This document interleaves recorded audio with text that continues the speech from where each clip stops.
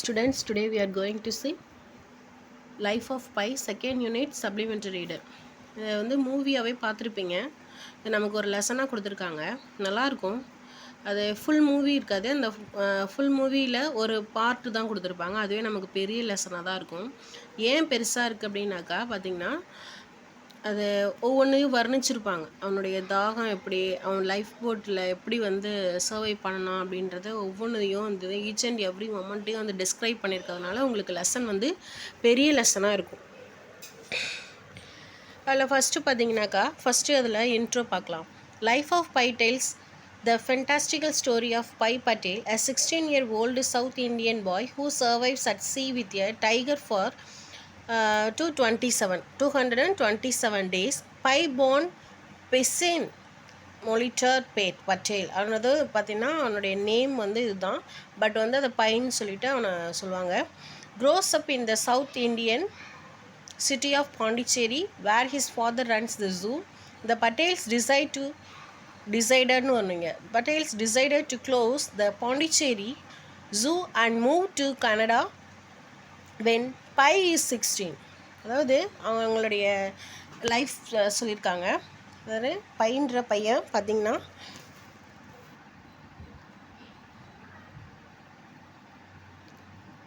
எங்கே பிறந்தான் அப்படின்றது கொடுத்துருக்காங்க. பாண்டிச்சேரி. பட் அங்கே வந்து அவங்க அப்பா வந்து ஒரு ஜூ ரன் பண்ணிகிட்ருப்பாங்க.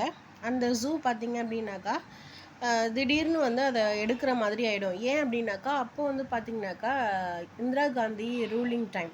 இந்திரா காந்தி என்ன பண்ணியிருப்பாங்கனாக்கா ஜூலாம் வந்து கண்டக்ட் பண்ணக்கூடாது அப்படின்னு சொல்லிட்டு ஒரு ஆக்ட் வந்து பாஸ் பண்ணியிருப்பாங்க. அதனால் என்ன பண்ணியிருப்பாங்கனாக்கா அந்த ஜூவை வந்து எடுத்துட்டு அங்கேருந்து அவங்க வந்து கனடாவுக்கு போகலாம் அப்படின்னு சொல்லிட்டு ஷிப் மூலமாக தான் போக முடியும். அதனால் எல்லா அனிமல்ஸையும் கூட்டிகிட்டு போகலாம் அப்படின்னு சொல்லிட்டு ஒரு ஐடியா பண்ணி போவாங்க. அப்போ வந்து 16 இயர்ஸ் யாருக்கு அப்படின்னாக்கா பைக்கு. Pi his mother, father and brother Ravi all board the Tsimtsum அப்படின்றது அந்த ஷிப்போட name. Along with the zoo's animal inhabitants. அந்த எல்லா அனிமல்ஸையும் அழைச்சிக்கிட்டு போகிறாங்க. And unexplained event causes the Tsimtsum to சிங்க்னா முழுகிறது தெரியும் உங்களுக்கு. And Pi is the only human to make it on to the life boat and survive. Along with Pi the life boat contains a hyena, a zebra, orange juice, the orangutan அப்படின்னு சொல்லுவாங்க. And Richard Parker the tiger. The hyena kills the devours both the zebra and orange juice before Richard Parker kills the hyena. Pi is left alone on a lifeboat with an adult male tiger. அதாவது இதை பார்த்தீங்கன்னா unexplained event காசஸ்ன்னு சொல்கிறாங்க. அதாவது விவரிக்க முடியாத அளவுக்கு ஒரு event வந்து நடந்துருச்சு அப்படின்னா, ஒரு திடீர்னு ஒரு சூறாவளி காற்று மாதிரி அந்த மூவியில் பார்த்தீங்களாலே தெரியும். அப்படியே பயங்கர ஒரு கடலில் வந்து புயல் வந்து உருவாகி அதில் என்ன ஆகும் அப்படின்னா சூறாவளி காற்றுல கப்பல் வந்து முழுகிடும். அப்படி முழுகும்போது என்ன ஆகும் அப்படின்னாக்கா இல்லை ஒரே ஒரு ஆள் தான் மிஞ்சி இருப்பான். அது யார் அப்படின்னாக்கா பை மட்டும்தான். அந்த பை கூட யார் இருப்பா அப்படின்னாக்கா ஹயனா, அந்த கொஞ்சம் அனிமல்ஸ் இருக்கும். யாருன்னா ஹயனா, ஜீப்ரா, ஆரஞ்ச் ஜூஸ் அதாவது ஒரங்கட்டான் அந்த மங்கி சொல்லுவோம். அடுத்தது ரிச்சர்ட் பார்க்கர்ன்ற டைகர். ஸோ இவங்களெல்லாம் வந்து இருப்பாங்க. இந்த ஹயனா என்ன பண்ணுது அப்படின்னாக்கா ஜீப்ரா, ஆரஞ்ச் ஜூஸ் ரெண்டுத்தையும் கொண்டுடுது. ரிச்சர்ட் பார்க்கர் என்ன பண்ணுதுன்னா ஹயனாவை கொண்டுடுது. கடைசியாக இருக்கிறது ரிச்சர்ட் பார்க்கரும் பையும். இவங்க 2 பேரும் இருக்காங்க. அவங்க அடுத்து எத்தனை நாள் 227 நாள் அவங்க லைஃப்பை வந்து அங்கே சர்வை பண்ணுறாங்க அந்த போட்லேயே. அவங்க அப்புறமா எப்படி ரீச் ஆகுறாங்க, எப்படி என்ன ஆகுது அப்படின்றத கதையில் சொல்லியிருப்பாங்க. இப்போது ஸ்டோரிக்குள்ளே போகலாம். இப்போ அந்த ஐங்கிற ரெஃபர் பண்ணியிருக்கிறது யாருன்னாக்கா அந்த பையன்ற பையன். I was alone and orphaned in the middle of the Pacific hanging on to an ஓர்னா அந்த துடுப்பு. an adult tiger in front of me, sharks beneath me, a storm raging about me. நான் வந்து orphaned அப்படின்னா நான் தனித்து விடப்பட்ட அனாதையாக்கப்பட்டேன்னா நான் மட்டும் தனியாக இருக்கேன். இந்த பசிபிக் ஓஷனில் அந்த துடுப்பை பிடிச்சி தொங்கிக்கிட்டு இருந்தேன். அப்போ எனக்கு முன்னாடி என்ன அப்படி இருக்குன்னா ஷார்க்ஸ் என்ன வந்து எனக்கு முன்னாடி டைகர் இருக்குது, எனக்கு கீழே வந்து ஷார்க்ஸ் வந்து இது பண்ணிகிட்ருக்கு. அதுக்கப்புறம் இல்லாமல் ஸ்டார்ம் இருக்குல்ல, புயல் வேறு ரொம்ப தீவிரமாக ரேஜிங்னா ஆங்கர் ரொம்ப வேகமாக அடிச்சிட்ருக்கு கோவமாக. Had I considered my prospects in the light of reason, I surely would have given up and let go of the oar, hoping that I might drown before being eaten.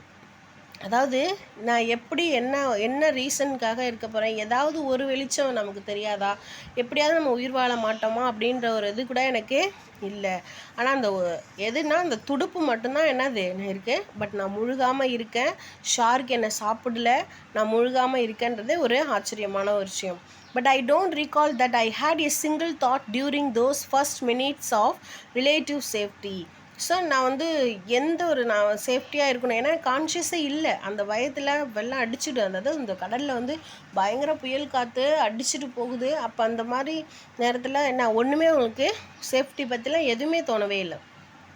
I didn't even notice day break.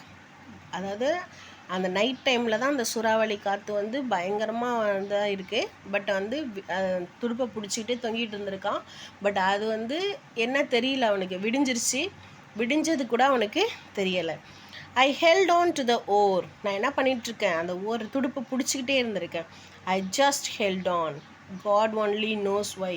ஏன் அந்த துடுப்பை மட்டும் நான் பிடிச்சிட்டே இருந்தேன், ஏன்னா அவ்வளோ சூறாவளி காற்று அடித்தப்ப அவ்வளோ ஃபாஸ்ட்டாக வந்து புயல் அடிச்சிருக்குது.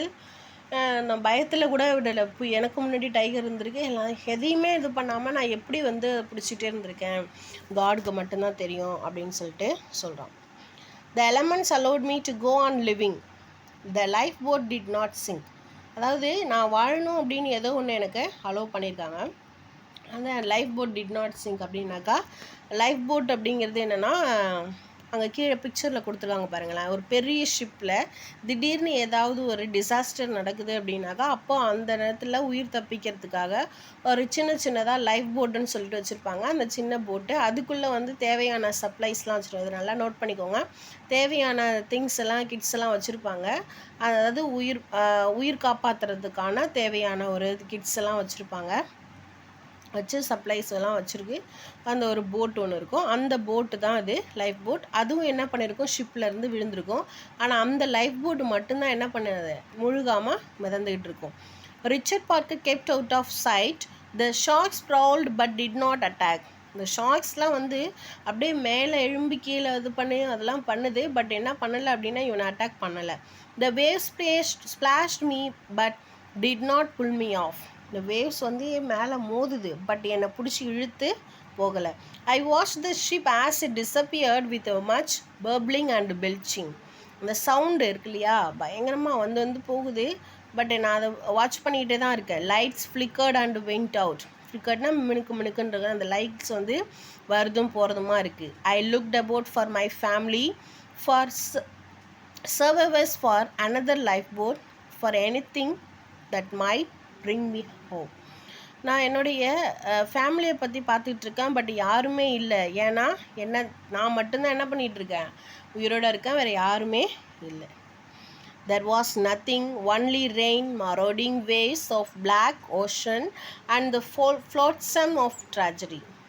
ஒன்றுமே இல்லை. ஒன்லி என்னது, அந்த ரெயின் தான். மரௌடிங் வேவ்ஸ் அப்படின்னா அப்படியே மேலே வந்து என்ன பண்ணுது அப்படின்னாக்கா, ரொம்ப கட்டுக்கடங்காமல் அந்த சவுண்டு போயிட்டு வந்துட்டுருக்கு பார்த்திங்களா, அது போயிட்டுருக்கு. அது மட்டும்தான் அது இருக்குது. த darkness melted away from the sky. The rain stopped. I could not stay in the position I was in forever. I was cold. My neck was sore from holding up my head and from all the craning I had been doing. My back hurt from leaning against the lifebuoy, and I needed to be higher up if I were to see other lifeboats. அடுத்து பார்த்தீங்கன்னா அந்த ஸ்கையில் பார்த்தீங்கன்னாக்கா அந்த போயிருங்களா, darkness போயிட்டு ரொம்ப ஷைனிங்காக இருக்கும். அதாவது பகல் வந்துருச்சு, மழை நின்றுடுச்சு. ஆனால் என்னுடைய பொசிஷனை மட்டும் மாற்ற முடியல. எனக்கு ரொம்ப குளிராக இருந்துச்சு. என்னுடைய கழுத்தெல்லாம் ஒரு மாதிரி, நெக்லாம் ஒரு மாதிரியாக இருக்குது. என்னுடைய கழுத்தை வந்து என்ன பண்ணல, சுளுக்கு பிடிச்ச மாதிரி. ஏன்னா ஒரே பொசிஷனில் இருந்தேன் இல்லையா, ரொம்ப வலி இருந்துகிட்டே இருக்குது, ரொம்ப பெயினாக இருக்குது. என்னால் ஒன்றுமே பண்ண முடியல. ஸோ அடுத்தது நான் எங்கே இருக்கேன், லைஃப் போட் வேறு ஏதாவது இருந்திருந்தாலும் எப்படி இருந்திருக்குவேன், அதாவது இந்த ஊரில் எப்படி பிடிச்சிட்டு இருந்திருக்கேன், என்னுடைய லைஃப் போட்னா அந்த போட்டு அதில் எப்படி நான் இருக்கேன் அப்படின்றது தெரியல. பட் எனக்கு அந்த பொசிஷனில் ஒரே பொசிஷனில் இருந்தது ரொம்ப பெயினாக இருக்குது. In the morning I could not move. I was pinned by weakness to the tarpaulin. அந்த போட்டு மேலே ஒரு டார்பாலின் மாதிரி இருக்கும். அந்த அது மேலே என்ன பண்ணேன் அப்படின்னாக்கா அப்படியே பிடிச்சிக்கிட்டு ஒரு படுத்திருக்கான். அதில் பார்த்தோன்னாக்கா அவனால் மூவ் பண்ணவே முடியல, ரொம்ப வலிக்குது. Even thinking was exhausting. ரொம்ப எக்ஸாஸ்ட்னா ரொம்ப டயர்டாக இருக்குது. I applied myself to thinking straight. At length I slowly as a caravan of camels crossing a desert, some thoughts came together. அதாவது ஒரு எக்ஸ்ப்ளனேஷனுக்கு ஒரு எக்ஸாம்பிள் சொல்கிறது, அதாவது எனக்கு வந்து நான் என்ன பண்ணுறேன், திங்க் பண்ணுறேன்.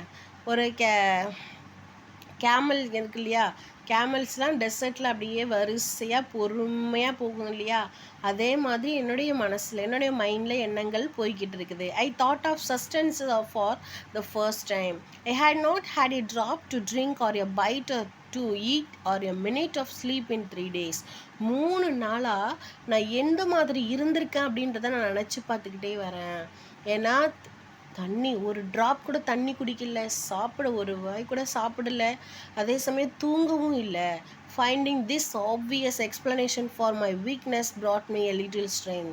ஸோ என்னுடைய வீக்னஸ்க்கு என்ன காரணம் அப்படின்னு நான் அப்படியே நினச்சி பார்க்குறப்ப தான் இதெல்லாம் எனக்கு வந்து ரீகால் பண்ணி பார்க்குறப்ப தான் தெரிஞ்சு இதுதான் என்னுடைய வீக்னஸ்க்கு காரணம்.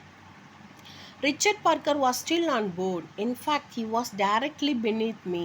Incredible that such a thing should need consent to be true. But it was only after much deliberation upon assessing various mental items and points of view that I concluded that it was not a dream or a delusion or a misplaced memory or a fancy or any other such falsity, but a solid, true thing witnessed while in a weakened, highly agitated state.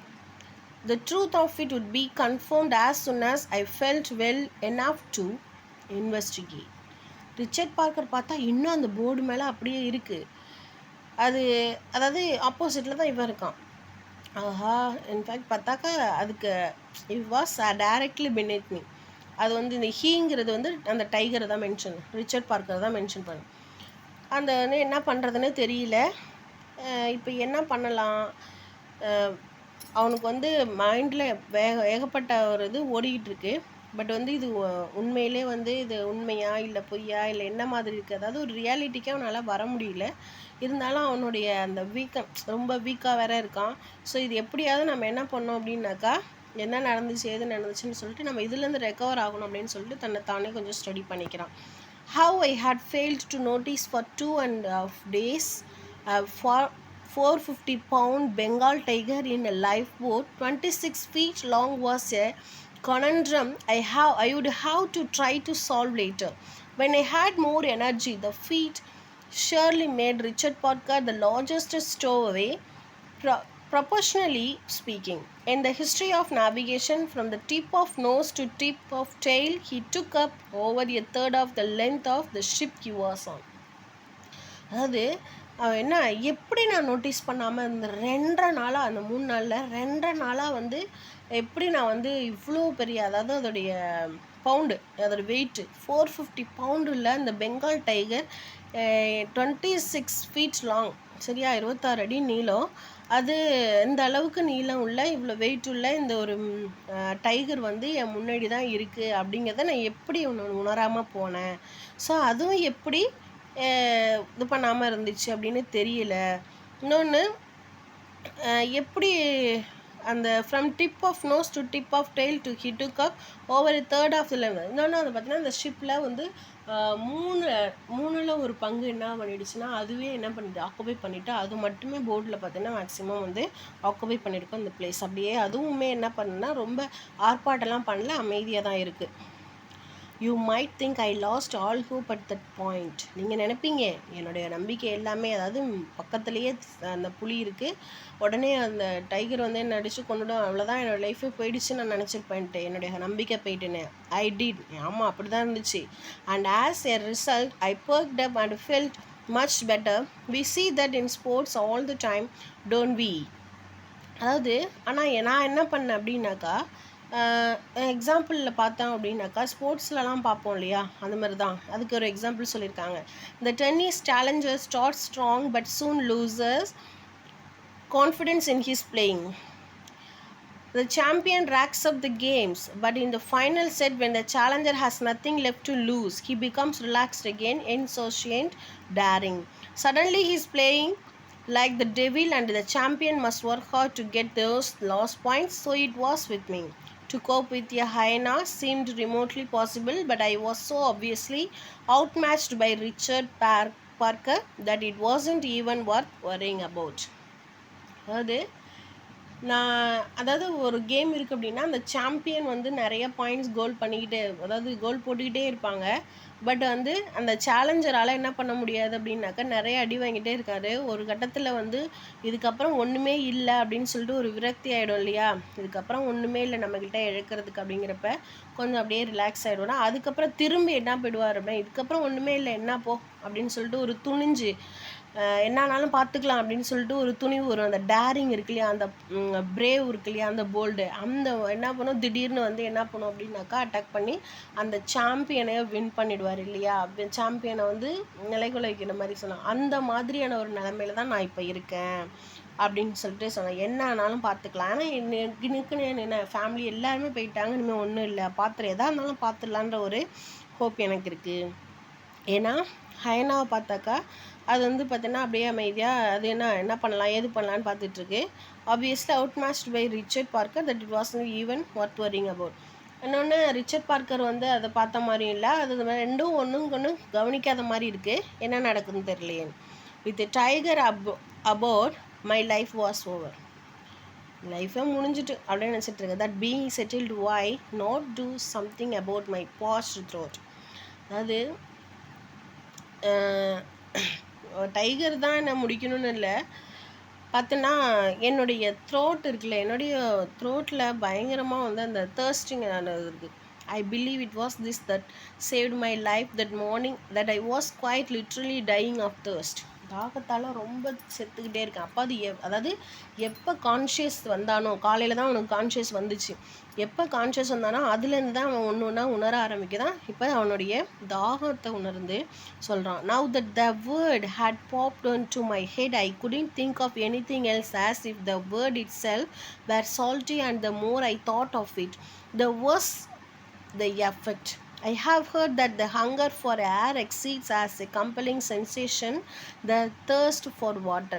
Only for a few minutes, I say. After a few minutes, you die, and the discomfort of asphyxiation, அதாவது அஃபிக்சியேஷன்ஸ் அப்படின்னு சொல்லுது. அஃபிக்சியேஷன் அப்படின்னாக்கா தாகத்தினால ரொம்ப தாகத்தினால இல்லை, oxygen இல்லாமல் வந்து இறந்து போவாங்க இல்லையா, மூச்சு திணறி, அதை தான் சொல்லுவாங்க. goes away, whereas thirst is a drawn out affair. அதாவது என்ன சொல்கிறாங்கன்னா, எப்படி வந்து அந்த முன்னாடி டைகர் இருக்குது ஹயனா இருக்குது அப்படிங்கிறத விட ஃபஸ்ட்டு என்னுடைய இப்போ வந்து என்ன தோணிகிட்டு இருக்கேன் மைண்டு ஃபுல்லாக எப்படி இந்த தாகத்தை தணிக்கிறது அப்படின்னா. ஏன்னா இப்போ கான்ஷியஸ் வந்துட்டான், இப்போ வந்து காற்று என்ன ஆகுது நமக்குள்ளே, ஆக்சிஜன் சுவாசிக்க ஆரம்பிச்சிருக்கான் இல்லையா, ரொம்ப இப்போ தான் நல்லா ப்ரீத் பண்ண ஆரம்பிச்சிருக்கான். பட் அந்த ப்ரீத் பண்ண ஆரம்பிக்கும் போது உள்ளே தாகமாக இருக்குது, பட் காற்று உள்ளே போகும்போது அதனால் வந்து தாகமாக இருக்கிறதுனால மூச்சும் திணற ஆரம்பிக்குது. ரொம்ப அந்த தொண்டையில் என்ன ஆகுதுன்னா ரொம்ப வறண்டு போய் ஒரு மாதிரி நம்மளால் பேசவும் முடியாது, அப்படியே ஒரு மாதிரி லாக் ஆன மாதிரி இருக்குல்ல, அந்த மாதிரியான ஒரு சென்ஸ் வந்து அவனுக்கு இருக்குது. ஸோ அந்த நேரத்தில் எங்கே லேக் ஆஃப் ஆக்சிஜனால் இறந்துரும் போல் இருக்குது, அந்த மாதிரி இருக்குது. அதாவது மூச்சு திணறலால் இறக்க போகிறேன்னா இல்லை தண்ணி தாகத்தினால இறக்க போகிறேனான்னு தெரியல. அதுக்கு ஒரு எக்ஸாம்பிள் சொல்லியிருப்பாங்க. Look, Christ on the cross died of suffocation, but his only complaint was of thirst. அதாவது அவர் வந்து உண்மையிலே வந்து மூச்சு திணறல் தான் இறந்து போயிருப்பார். ஆனால் வந்து யார், ஜீசஸ் கிரைஸ்ட் வந்து சிலுவையில் அரைஞ்சிட்டு இருந்தப்போ அவர் வந்து மூச்சு திணறி தான் இறந்துருப்பார். பட் வந்து கம்ப்ளைண்ட் என்ன சொல்லியிருப்பாங்க அப்படின்னா, தாகமாக இருக்குது, தாகத்துக்கு தண்ணி கொடுக்கல, அதனால் இறந்து போயிட்டார் அப்படின்னு சொல்லியிருப்பாங்க.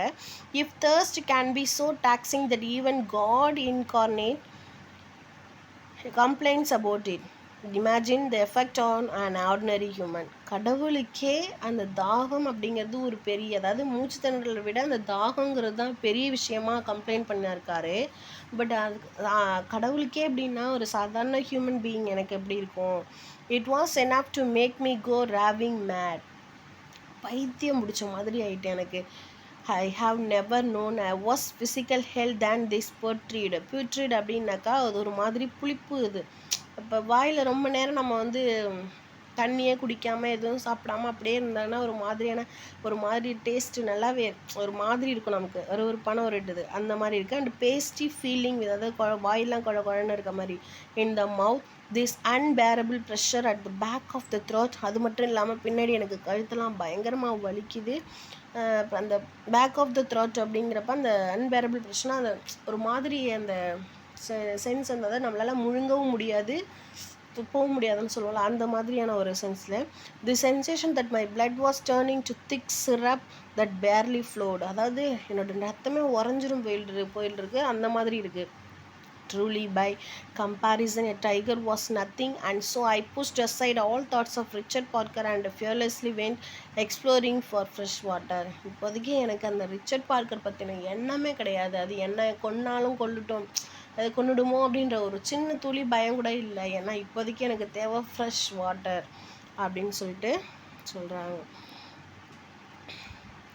The divining rod in my mind dipped sharply, and a spring gushed water when I remembered that I was on a genuine regulation lifeboat, and that such a lifeboat was surely outfitted with supplies. That seemed like a perfectly reasonable proportion.